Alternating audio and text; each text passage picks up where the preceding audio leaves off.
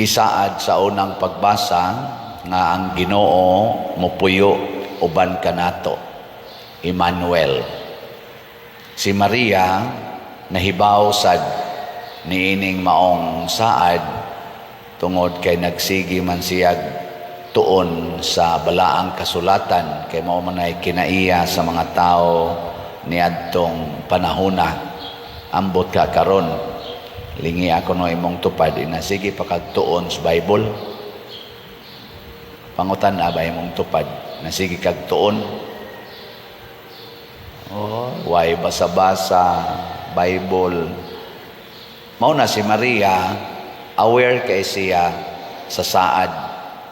Usasad siya sa taga-Israel nga milaom nga matuman ang saad sa Ginoo nga ang Dios mopuyo uban kanato, muhari uban kanato, ug ang iyang gingharian dili gayud matapos, dili mabuntog, dili pareha sa gingharian ni Hari David nabuntog, gingharian ni Solomon ug uban pang mga gingharian na nga buntog dinhis kalibutan. Karon niabot ang panahon nga ang Ginoo muhari na. Sa may nahitabo, ang batanong babae, mga 14 anyos, 15 anyos, maoy gi-ofiran nga magpakatao ang Ginoo pinaagi kaniya. Kanang 14 anyos karong panahon na tawgon gina nato guwap ay buot, no? Kusog pa kay nang muduag computer, di pa ginakamaong manglaba sagaran uban ana sige laglaag wa gyoy buot, di pa kasaligan. Pero ang Ginoo nipili gyud sa batan-on kayong dalaga. Hibaw mo ngano? Ha? Unsa may rason? Nganong si Isabel nga tiguang na kaayo, di man hinuon mo giagian, pari pagitong iyang bana si Zacarias. Nganong ang gihatag ni Isabel ang propeta raman nga maoy mag-una ni Jesus, si Juan nga magbubunyag. Nya si Maria nga bata pa kaayo, dili pa kaayo kasaligan, mao manoy gipakatawhan sa Ginoo. Hibaw mo ngano? Wa mo kibaw. Ako wasa ko'y klaro. Pero ang ato lang suway-suwayan og subay kay si Maria giandam ng daan sa wap-aga ni siya, wapa siya matao, giandam na siya sa Ginoo, plano ni Ginoo. Mao nang naa siya immaculate conception bag-o pa natong gisaolog itong Pitsa 9. Pasabot giandam siya sa Ginoo. Ikaduha, si Maria gikan sa pagkatao hangtod aning mga idara, nakita sa Ginoo nga nagpabilin siyang limpyo, way mansa sa sala, limpyo. Gilingya imong tupad, ing nalimpyo pa ka, ing nakono, nalimpyo pa ka antod karon. Si Maria dili lang kamaong manglimpyo sa balay, di lang kamaong manglimpyo sa iyang naong o sa iyang lawas, kamao kay siyang manglimpyo sa iyang kalag.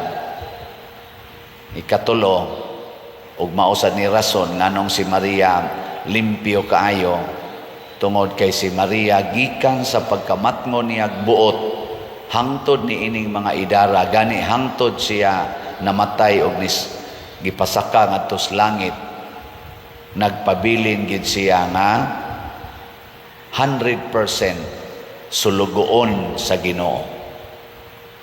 Never gid siyang nanugo sa Ginoo, sulugoon gid siya.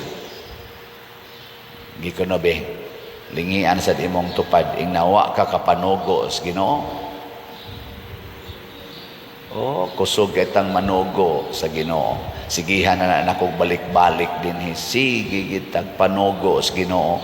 Hapit gani kada simba nanugo tas Ginoo. Hapit kada nato rosaryo nanugo tas Ginoo. Hangtod mo sangko na lang tas tuo-tuo. Oh, kanatong pagsigpanugo sa Ginoo, maayo unta ko ani akong sakit, mupasar unta ko sa board exam, makakita unta kog uyab, mausab unta ning akong anak, mausab unta ning akong bana. Kana bang mga sugua ba? Usahay dad-on tas tuo-tuo.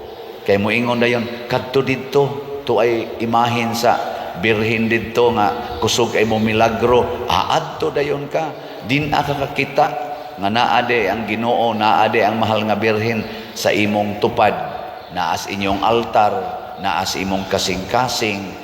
Adto gyud ka didto kay para gyud matuman ang imong sugo sa Ginoo. Ana, tuo-tuo.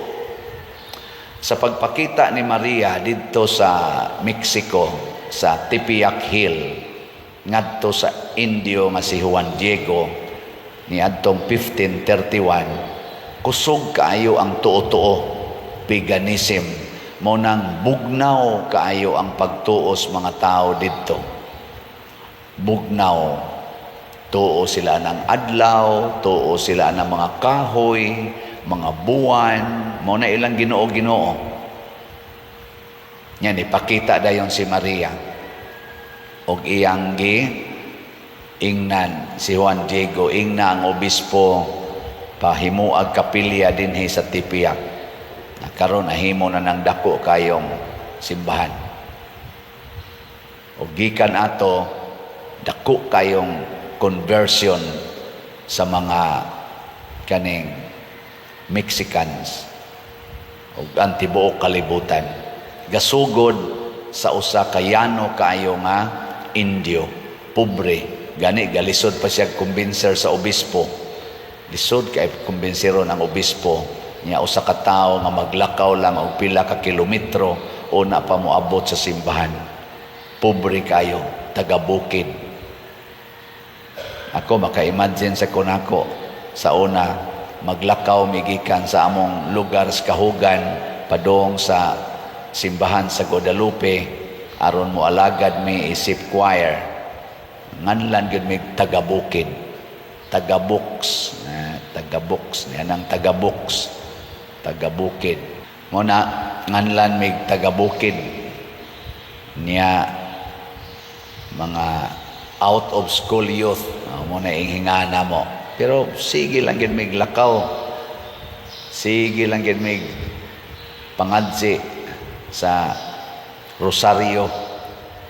Ang resulta, nahimog yun kong usas mga aktibong leaders diha sa Guadalupe sugod 1985. Hangtod gyud nisod ko sa seminaryo pagka 1995. Hangtod karon na pare.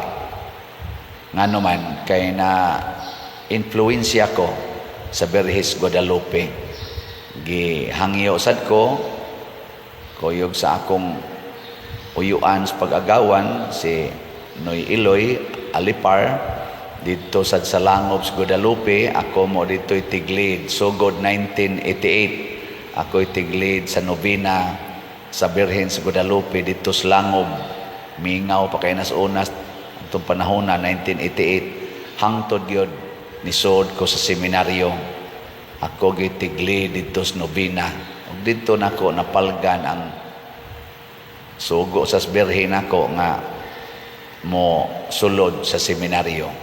Mauni ang usas mga bunga sa paningkamot sa mahal nga Birhen Maria nga dili unta ta mapunta ngadto sa mga tuo-tuo, ngadto sa mga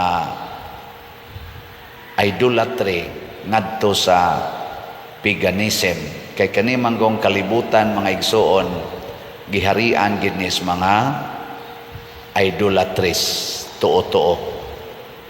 Nilingi ay mong tupad ing nawa kay tuo-tuo karon. Wa kay mga bakos diha, wa kay mga habak-habak diha. Wa kaya magsigig dool ana mga orasyon-orasyon, huyop-huyop. Wa mo ana. Pero naay idolatry karon ay labaw pa ana. Og unsa man ang idolatry?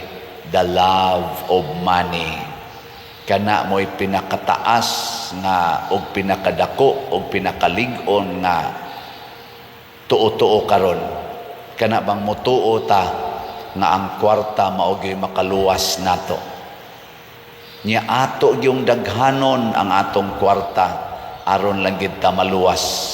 Nga kun wa kay kwarta, wa gyud kay kaluwasan. Kana mo'y dako kaing tuo-tuo karon. Nya matod para ba ni San Pablo hastang mahal nga birhen iya sa nang gisulti nga pupariha ana, the love of money is the root of all evils. Kining tanang kagubot karon labi na dinhi sa atong nasod, kanang atong mga political leaders hasta atong mga church leaders manag-away na gani na, managlalis na gani na, magdinautay na gani ng atong mga leaders. Ang main reason gyud ana kwarta. Kwarta. Kalaog, kahakog sa kwarta.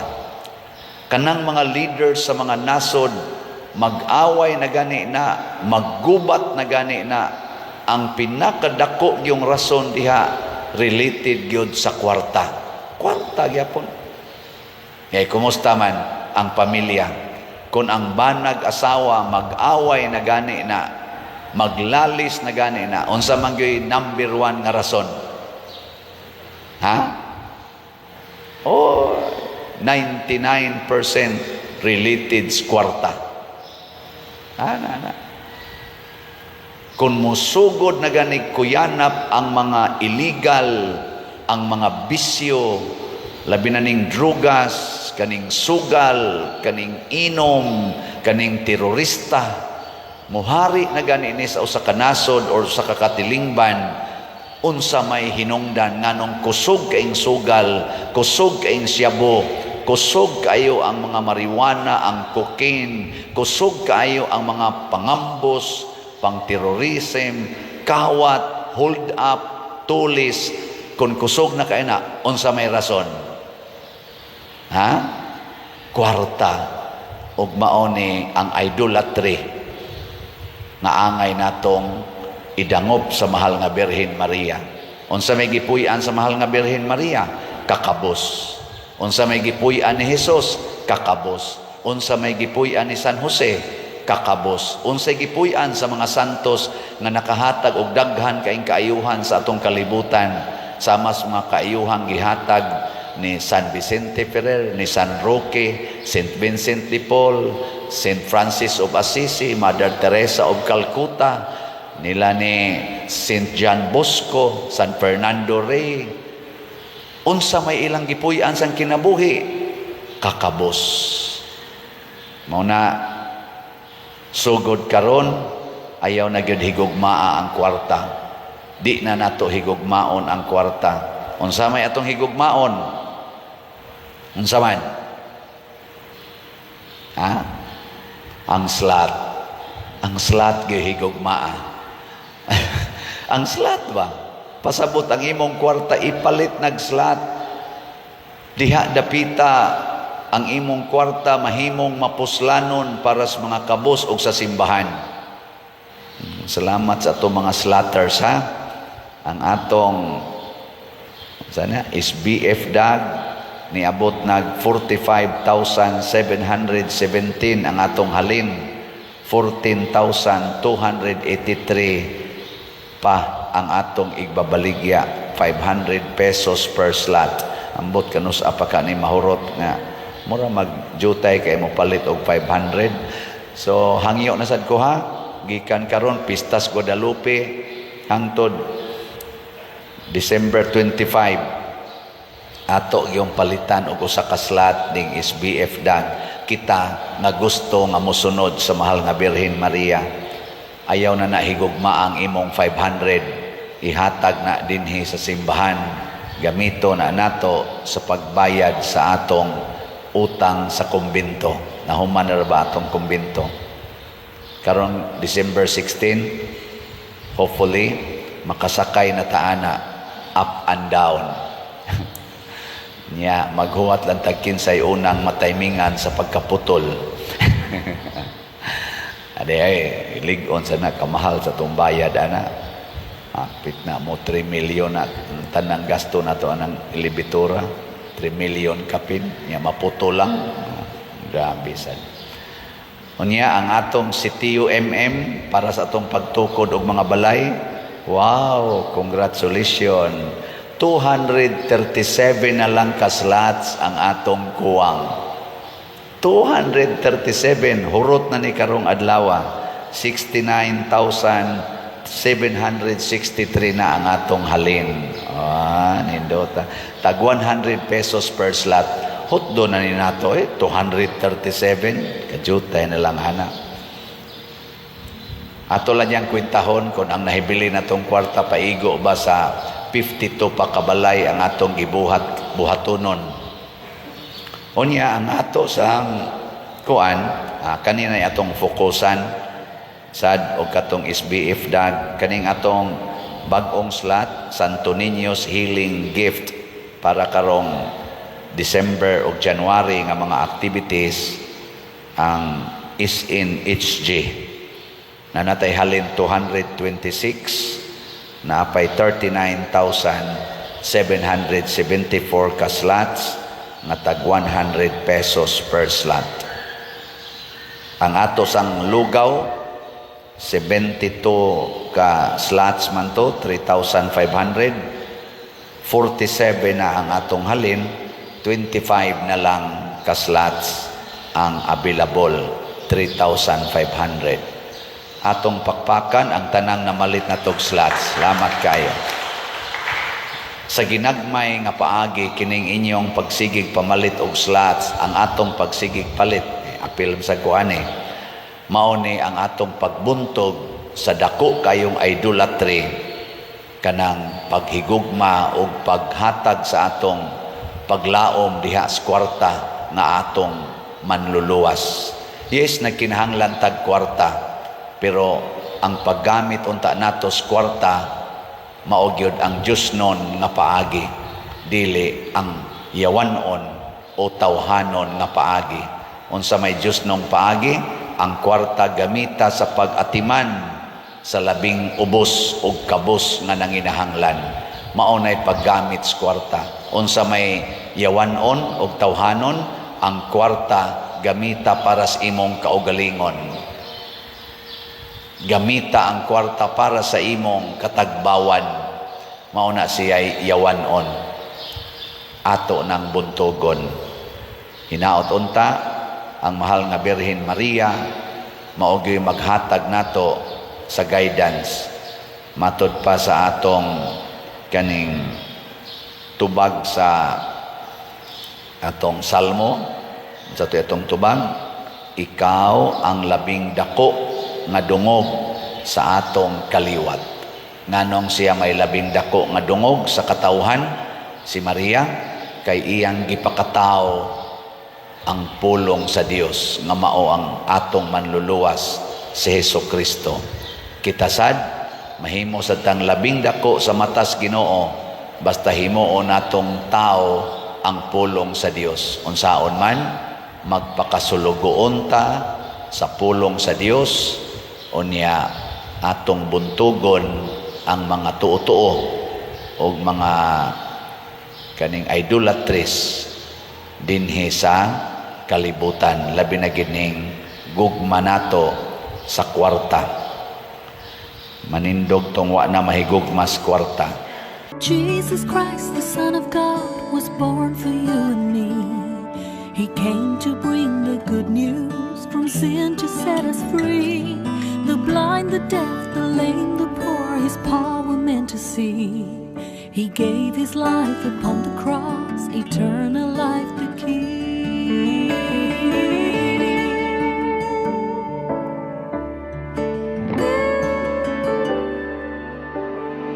He broke bread and shed wine before his agony.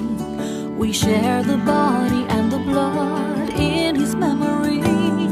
To make his message known is our responsibility. So here we are to pledge our lives to the Lord